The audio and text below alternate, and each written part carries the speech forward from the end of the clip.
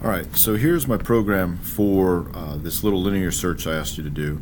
And in my situation, I'm doing something that's going to extend. I'm giving you, looking at some preview, some code here. It's going to extend our learning a little bit. So you can see in the beginning here, I've included this fstream, which is going to allow me to open up data files. And again, my example from yesterday's class that I told you I was going to lead with was the states. Well, there are 50 of them.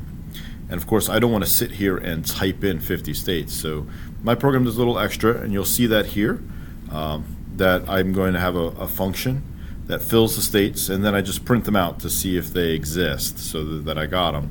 And then I'm going to do the linear search that I'm asking you guys to do. So that's the task that I have here.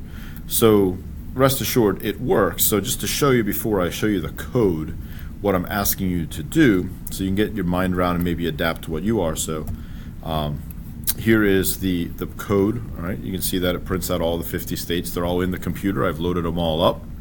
And now it's asking me what letter do I want to search for. So let's look for the letter C. All right, hit enter. And here are all the states that have the letter C in it. Notice it gets the capitals. All right, Colorado doesn't have a little c, so it's got the capitals. And back here, Carolina, it's got in the second letter. I mean, the second word. Mexico's got in the second word. So it's a good letter to test to make sure that things work. So just to test it again, I'll test it this time with capital C to make sure that it gets them all. So capital C, and there we are. All right, you see the same list. All right.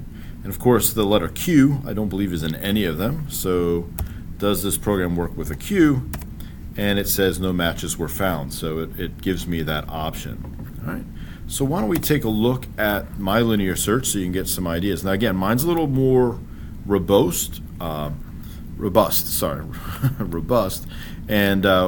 in my code, so what I did here. So, but the gist of it is the same. So what am I searching for? I put that as input going in my linear search. That you might have buried it already in your parameter list. First of all, was it found? So right now it's set to false because I haven't found anything yet. And then as I go through, this is a fixed array, so 1 to 50, the states there, 0 to 49. And I'm going to search here, and this is, wow, look at all this code. Okay, well, let's dissect. Looking at the state, I'm using the find command, and I'm looking for an uppercase version of the letter. All right. If it finds it, this will return a number between 0, it returns the placeholder if it finds it. So if it's not in the word, it returns some random number that it doesn't exist. It's not between 0 and the word. So in any case, s1.length, and then back here, same thing I'm going to do for the lowercase. So you can see I'm checking for both the uppercase and the lowercase. All right. Then inside, if not found, so the first time it finds it, it'll write the heading, the states, so that way it sees a list. And then I change found to be true because I at least found one. So the next time it finds a state, it doesn't keep printing that out. And then output the name of the state. After it goes through all 50, all right, so here's the for loop. Again, only one item in the for loop technically.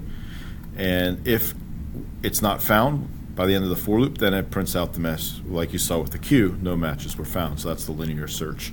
So it goes through the array, all the positions, looks for what it's looking for, boom, it's there. Now you guys might be doing a GPA, maybe you're doing some sort of score, and you're just going to do a very simple if statement. All right, that is totally legit, that's fine, don't worry about mine. All right, in any case, I'll show you later, I'll let you glance at it. There's the input and there's the output functions.